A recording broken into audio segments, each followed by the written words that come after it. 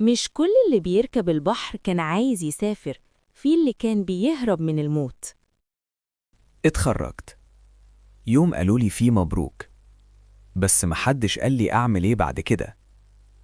لفيت على شغل كتير وقدمت في أماكن أكتر، وفي كل مرة كان الرد واحد: هنكلمك. استنيت والوقت ما استناش. وفي يوم قعدت على القهوة، صاحبي بصلي وقال: تعال نسافر إيطاليا هجرة. ضحكت، بس هو ما كانش بيضحك. قال لي في راجل بياخد 80,000 ويوصلنا. فكرت، مش عشان عايز أمشي، بس عشان مش لاقي سبب أكمل. لميت هدومي وسبت شهادتي، ركبنا عربية نص نقل وسافرنا.